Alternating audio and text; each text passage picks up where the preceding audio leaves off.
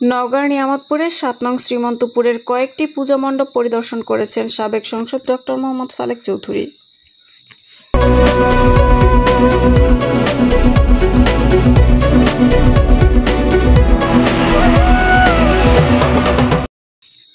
আসসালামু আলাইকুম। এটিপি বাংলার সংবাদে সবাইকে স্বাগত জানাচ্ছি। আমি সুমা আহমেদ। নিজস্ব প্রতিনিধি শেখ রুবেল আহমেদের পাঠানো তথ্যচিত্রে দেখুন বিস্তারিত। সাবেক সংসদ সদস্য, নিয়ামতপুর উপজেলা বিএনপির সভাপতি, বীর মুক্তিযোদ্ধা ডাক্তার মোহাম্মদ সালেক চৌধুরী নওগাঁ জেলার নিয়ামতপুর উপজেলার শ্রীমন্তপুর কয়েকটি দুর্গা মন্দির পরিদর্শন করেছেন এবং সনাতন ধর্মাবলম্বীদের সাথে শুভেচ্ছা বিনিময় করেছেন। গতকাল সোমবার সকালে তিনি উপজেলার নিয়ামতপুর উপজেলায় শ্রীমন্তপুর ইউনিয়নের বেশ কয়েকটি পূজা মণ্ডপ পরিদর্শন করেন। এ সময় উপজেলা বিএনপির সহসভাপতি মোহাম্মদ খলিলুর রহমানের সভাপতিত্বে মাহমুদুস হাসান এর সঞ্চালনায় প্রধান অতিথি হিসেবে উপস্থিত ছিলেন নিয়ামতপুর উপজেলা বিএনপির সহসভাপতি ও নওগাঁ ১ আসনের সাবেক সংসদ সদস্য এবং মনোনয়ন প্রত্যাশী ডাক্তার মোহাম্মদ সালেক চৌধুরী। প্রধান বক্তা হিসেবে উপস্থিত ছিলেন ইঞ্জিনিয়ার শাহ খালেদ হাসান পাহিম। বিশেষ অতিথি হিসেবে উপস্থিত ছিলেন নিয়ামতপুর উপজেলা বিএনপির সাংগঠনিক সম্পাদক শামীম রেজা চৌধুরী বাদশাহ। আরও উপস্থিত ছিলেন যুবদল নেতা মোহাম্মদ সবুজ, মোহাম্মদ মিজানুর রহমান, মোহাম্মদ সুমন।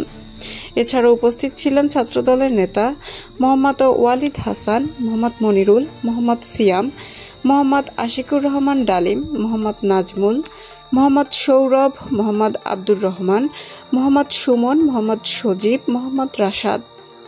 ডাক্তার মোহাম্মদ সালেক চৌধুরী বলেন, এ উপজেলায় দুর্গাপূজা সুষ্ঠু ও শান্তি শৃঙ্খলার মধ্য দিয়ে পালনের লক্ষ্যে স্থানীয় বিএনপি নেতাকর্মীবৃন্দ সকলে ঐক্যবদ্ধ হয়ে কাজ করছে। পূজা মণ্ডপ নিয়ে এখানে কোনো বিরোধ নেই। তিনি এবং তার দল সংখ্যালঘু পরিবার ও তাদের সদস্য সহ সব ধরনের নিরাপত্তা বিধানে কাজ করে যাচ্ছে এবং ভবিষ্যতে আরো বেশি কাজ করার আশ্বাস দেন। হিন্দুদের সবচেয়ে বড় পূজা। আগে দুর্গা পূজা মানে গান বাজনা, প্রত্যেকটা মন্দিরে কম্পিটিশন থাকতো, কে কত ভালো গান আনতে পারে। এখন উঠে গেছে গান। আপনারা তো আলকাপের গানটাও নিয়ে আসতে পারেন। সরকারের এবার বিশেষ শুধু মেয়ে নিয়ে আসতে পারবে না, আলকাপের যারা সাজে তারা তো ছেলেরাই মেয়ে সাজে, তাহলে সে গানটা আনতে পারতেন বা নিজেরাও গানের দল তৈরি, নিজেরাও কোনো থিয়েটার করতে পারতেন। কাজে আপনারা অন্তত শুধু পূজা করবেন, তার সঙ্গে আনন্দ উৎসব থাকা উচিত। পূজা মানে আনন্দ। ইনশাআল্লাহ ভবিষ্যতে আমাদের সরকার যদি আসে, তা আমি নিজে আগে ঘুরে বেড়াবো যে আপনারা যেন নিয়ে আসেন গানের গীত, কারণ আপনারা আনন্দ করবেন। তার সঙ্গে আপনারা যতটা আনন্দ করেন মুসলমানরা তার থেকে বেশি আনন্দ করে। কাজেই বিএনপির যারা নেতাকর্মী, আমাদের নেতা নির্দেশ তারেক রহমানের, প্রত্যেকটা পূজা মন্দির যেই এলাকার এখানকার যারা বিএনপি নেতা করবে তারা এই মন্দির পাহারা দিবে। আনসার ভিডিপি বা এনারা আসেই, কিন্তু কোনো ঘটনা ঘটলে বিএনপির উপর দোষ পড়বে। সেজন্য আমি বিএনপির কর্মী ভাইদেরকে বলছি, তারা যেন দিন রাত পাহারা দেয় এবং ওনাদের সহযোগিতা করে।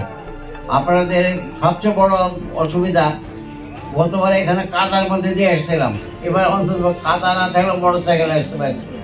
তা আমি যদি এমপি হই তো সামনে পূজাটা আমরা পাকা রাস্তা আসবো, কথা দিয়ে গেলাম। এবং আপনাদের মন্দিরেরও যদি কোথাও উন্নয়নের অসুবিধা থাকে, উন্নয়ন চান, সার্বঙ্গীন সহযোগিতা করব আপনাদেরকে। আপনারা সবাই ভালো থাকবেন এবং সুস্থ এবং খোলা মন নিয়ে, আনন্দ নিয়ে আপনারা এই পূজা পরিদর্শন করবেন। সরকারপাড়া দুর্গা মন্দিরের সভাপতি, সেক্রেটারি সহ উপস্থিত আজকে